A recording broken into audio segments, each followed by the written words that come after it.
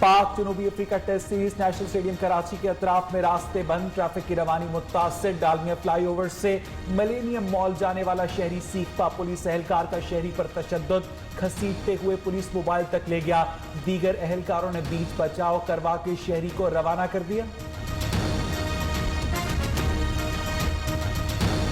भारत के नाम नहाद यौम जमहूरिया पर किसान रुकावटें तोड़कर दिल्ली में दाखिल, वक्त से पहले ही ट्रैक्टर परेड शुरू कर दी। पुलिस से झड़पों में कई अफराद जख्मी, किसानों का ज़रई कवानीन वापस लेने का मुतालबा। किसानों के सरबराह दर्शन पाल ने 1 फरवरी से भारतीय पार्लियामेंट की जानिब मार्च का ऐलान भी कर रखा है।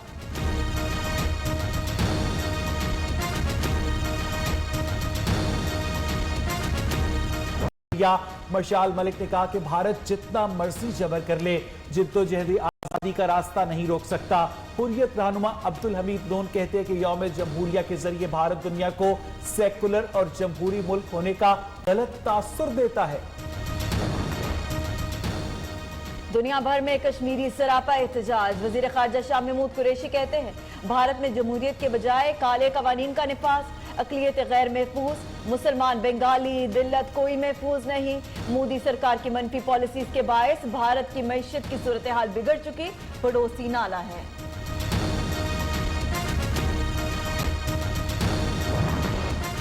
PTI foreign funding case, election commission की स्क्रूटनी कमेटी का इजलास जारी। दरखास्त गुजार अकबर एस बाबर वकील के साथ इलेक्शन कमीशन में पेश। गुज़श्ता इजलास में अकबर एस बाबर के एतराज़ात पर कमेटी ने वॉकआउट कर दिया था।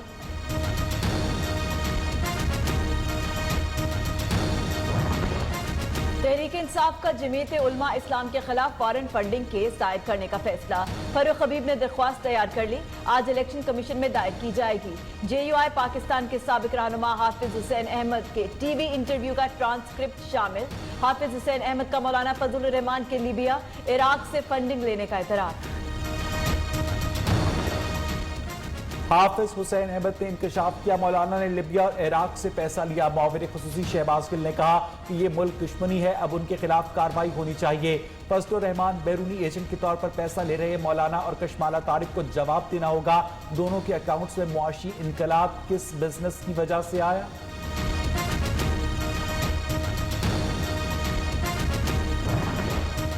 आमदन से जायद असासे बनाने, गैर कानूनी भर्तियों का इल्जाम मौलाना फजलुर रहमान के भाई नैब खैबर पख्तूनख्वा में पेश। कौमी एहतसाब ब्यूरो ने ज़ियाउर रहमान को आज तलब कर रखा था।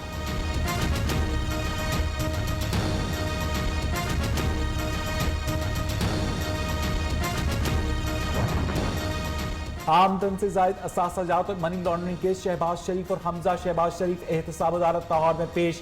एक कैदी को चीन का सफीर खत लिख रहा है जो किसी एजाज से कम नहीं। शहबाज शरीफ ने चीन के सफीर का दिया गया एजाजी खत अदालत में पेश कर दिया।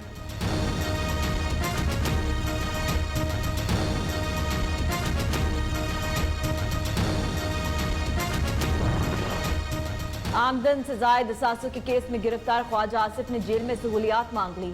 लीगी रहनुमा का जेल में B क्लास लेने के लिए एहतसाब अदालत लाहौर से रुजू। ख्वाजा आसिफ बुजुर्ग शहरी, जेल में दूसरे कैदियों से अलग रखा जाए, घर का खाना, हीटर और तिब्बी सहूलियात फराहम की जाए, अदालत से इस्तदा।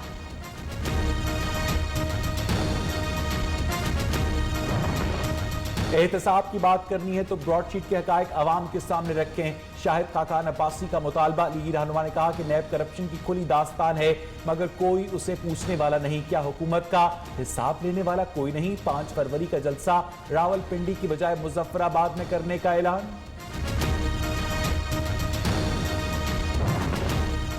एक दिन अदम एतमाद, दूसरे रोज लॉन्ग मार्च, तीसरे दिन इस्तीफे। वफाकी वजीर फवाद चौधरी कहते हैं सियासी नाबालिगों ने अपोजिशन को यरगमाल बना लिया। इलेक्शन इस्लाहात का कहो तो इस पर तैयार नहीं। पार्लियामान में राब्ता का कहा जाए तो हुकूमत मिन्नतें कर रही है। इस्लामाबाद में ताजरों से बात कर रहे हैं। उनका कोई ऐसा केस नहीं है जो पिछले साल मैंने आपसे गुजारिश की थी कि वो नैब अपने पास नहीं रखेगा, और वो नैब ने अपने पास नहीं रखा।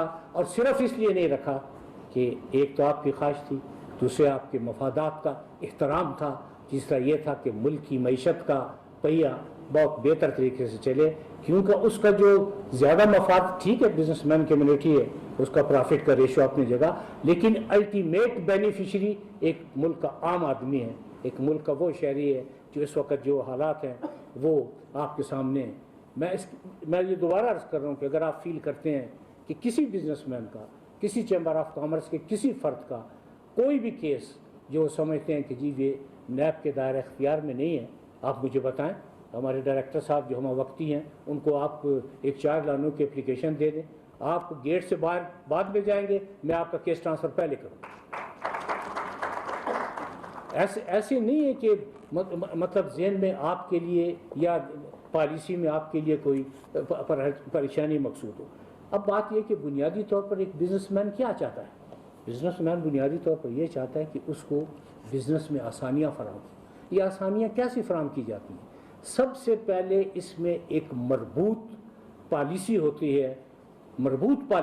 ہے جو چیمبر آف کامرس کو کانفیڈنس میں، اعتماد میں لے کر بنائی جاتی ہے۔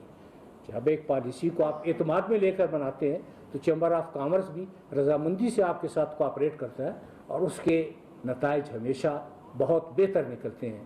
تو میں یہاں بڑا مؤدبانہ عرض کروں کہ اس پالیسی کے فریم کرنے میں نیب کا نہ کبھی حصہ تھا، نہ نیب کا کوئی حصہ ہے اور نہ نیب کا آئندہ حصہ ہوگا۔ دوسری اہم چیز جو آپ کے بزنس کو فلورش کرتی ہے، آپ کے مفادات کا نگہداشت کرتی ہے، وہ امن و امان ہے۔ اللہ تعالیٰ کا فضل و کرم ہے کہ امن و امان کی صورت پہلے سے بہتر ہے، اور اس میں سارا کریڈٹ جو ہے وہ افواج پاکستان کو جاتا ہے، جنہوں نے اپنا خون دے کر، اپنا آج قربان کر کے آپ کا کل محفوظ کیا، اور اس کے لیے ہم سب ان کے شکر گزار ہیں۔ امن و امان بہتر ہے، اس کے نتائج بھی ظاہر ہو رہے ہیں کہ رفتہ رفتہ بزنس کمیونٹی کے مفادات کا تحفظ بھی ہو رہا ہے، معیشت بھی بہتر ہو رہی ہے۔ جیسے کہ پریزیڈنٹ صاحب نے فرمایا، تعمیراتی انڈسٹری کو بھی کچھ نہ کچھ بوم ملا ہے، کیونکہ تعمیراتی انڈسٹری وہ ہے جس کے ساتھ کئی چھوٹی انڈسٹریز وابستہ ہیں، اور یہ آج تک نہیں ہوا کہ کسی اس شعبے میں بے جا مداخلت کی گئی۔ لیکن ایک بات بڑا مؤدبانہ کہوں گا، اور پہلے آپ سے اجازت لی تھی کہ آج مجھے بھی دل کی بات کہنے دیں، کہ ایک جینون بزنس مین میں اور ایک ڈکیت میں زمین و آسمان کا فرق ہے۔ جینون بزنس مین کی طرف نیب کبھی آنکھ اٹھا کر نہیں دیکھے گا، لیکن جہاں تک ڈکیت کا سوال ہے یا ڈکیتی کا سوال ہے تو اس طرف مطلب قانون بھی اجازت دیتا ہے اور اس طرف جانا بھی ہوگا، کیونکہ الٹیمیٹلی ملک اور ملک کے عوام کے مفادات کا تحفظ کرنا بھی مقصود ہے۔ میں آپ کو 2 سمپل سی مثالیں دوں، آپ کا وقت بڑا قیمتی ہے، مجھے احساس ہے، لیکن بہرحال ایک صاحب کے بارے میں شکایات آئیں، اور شکایات بھی کوئی 100-150 تھیں، اور بات بھی راولپنڈی اور اسلام آباد کے علاقوں کی ہے کہ جی وہ 5 سال 6 سال ہو گئے ہیں، پیسے دیے ہیں، نہ پیسے ملے ہیں، نہ پلاٹ ملے ہیں۔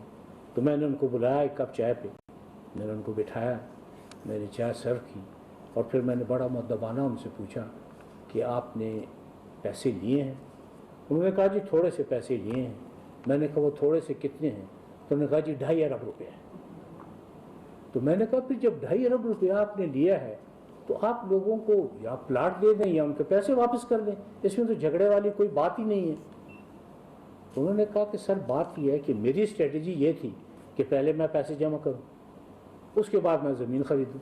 ابھی مجھے زمین نہیں مل رہی، نیب مجھے زمین لے کے دے دے۔ میں نے کہا کہ نیب آپ کو زمین کہاں سے لے کے دے گی؟ بہتر وایا میڈیا یہ ہے کہ آپ مہربانی کریں، آپ یہ لوگوں کے پیسے واپس کر دیں۔ یہ 2.5 ارب روپے ہے، اور آپ یقین کریں کہ یہ روپیہ ان لوگوں کا تھا، ان یتیموں کا تھا، بیواؤں کا تھا، بے کسوں کا تھا، پینشنز کا تھا، جن کی آنکھوں میں یہ خواب تھا کہ ہمارا بھی 2 کمرے کا گھر ہو، ہماری بھی بیٹیاں اور ہمارے بھی بچے اپنی چھت کے نیچے رہیں۔ آپ نے ان کے خواب برباد کی، جو انہوں نے خواب دیکھے تھے۔ آپ نے پیسے لیے اور اس کے بعد آپ نظر ہی نہیں آ رہے ہیں، آپ کے دفتر میں تالا پڑا ہوا ہے۔ تو انہوں نے عذرائے نوازش میری بات مانی، انہوں نے کہا کہ جی آپ پیسے قسطوں میں لیں۔ میں نے کہا کہ اگر قسطیں معقول ہیں تو نیب کو کوئی اعتراض نہیں ہے۔ انہوں نے کہا کہ جی میں 1 ارب روپیہ پہلے دوں گا اور باقی میں اقساط میں کروں گا۔